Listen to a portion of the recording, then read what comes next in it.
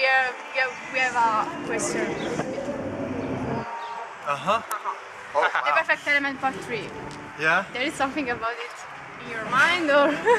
I don't have anything planned. I had almost half an album back after the Perfect Element Part 1.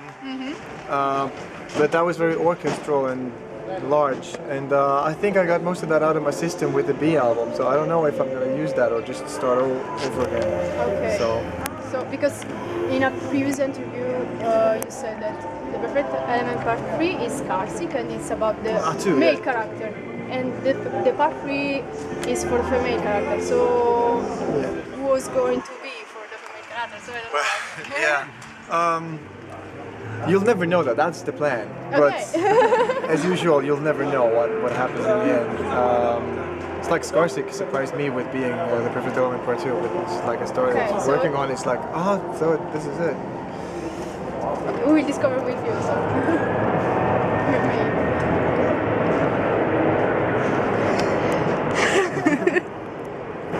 Wow. Yeah. Okay. And we noticed that you often change your gear, and just to name a few, you use Parker, Ibanez, Mayonnaise. What reasons are beyond your choices?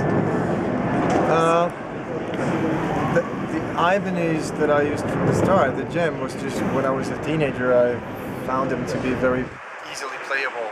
I mean, that was back in the days when I still wanted to be a good guitar player. And so that was a natural choice from that point of view.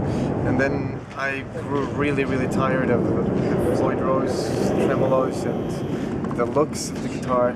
I found Parker and I really loved those guitars. So I was, I think, like one of 3 people in the universe to be endorsed by Parker. But I had to work on it. But then with Mayonnaise, it's just like very nice to be able to basically build your instruments exactly like you want it. But I really love vintage gear too, of course. So sometimes you just have to have an old guitar. Okay. And since you often lend your voice to other bands, have you ever thought about a collaboration with artists such as Steven Wilson, Mike Patton, Steve Hackett? I know people have mentioned them, but it's nothing that I've really like. Interesting. Well, it could well be. I mean, I'm not saying that it would not be. I guess I'm just so tied up in all the Pain of Salvation stuff. Usually the stuff I do is when people remind me enough times and keep asking. And it's like, all right then. Do something, or if it's something different, that's the best way of getting my attention. If you want something like for me to sing on, the best thing is to send something that's really like surprising. So I did the Italian, almost like a poppy thingy, not long ago. That was something that surprised me. So like, sounds different from the rest. I mean, I get lots and lots of very typical prog metal stuff. So of course I would prefer doing something again that's very very different from what I'm doing normally. And we heard that if you didn't live in Sweden, you'd like to live in India or Italy. And both of those countries does attract you the most, especially of our country. When I was a kid, we went to vacations in Italy like 7 times, I think.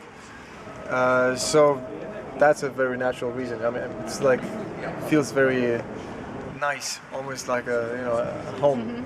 Just the smells and weather, everything is. I think this is too cold right now. Now it is a bit. Yeah, but I'm born in the wrong country, really. I want to have like at least 30 degrees. I think it's 30 plus is nice. Okay. When we were in Egypt, it was 50. That was a bit over the top, I think. Maybe for humankind, it's not. Yeah, exactly. If I were another species, that would be fine too. But right now, I think 50 was too much. Yes. And okay, the last question is to you. Do you want to ask something to your Italian fans? Well, I was a bit surprised because, like, you've been nagging at us for like 10 years. Come to Rome, and then they're like 200 people here. What's wrong with you guys? Apart from that, it's fine. Thank you very much Thank you. for your time. Nope. I just have a question for you. How many cups of tea do you have a day? First. Second, about your voice. Yeah? I really enjoy your voice, but I want to know if there's something you do with. I mean, you train your voice with someone, or you just made it all by yourself? Let's start with the tea then. The thing is, normally at home I'll have many cups of teas. On the road, it depends on the tea. See, I really don't like coffee. So if there's bad tea and coffee, I'll go for the coffee, because that's bad anyway. You know, I don't care about it being good or not. But I want to have Earl Grey tea if possible, or, you know, like a good tea. Alright. So if there's only like, sometimes there's only like a yellow label, and then I'd rather go for coffee. So not too much tea on it, but today maybe 5 or 6 cups. They had a nice Earl Grey. Alright. So then I'll just like keep refilling all the time. Voice, I don't do anything basically.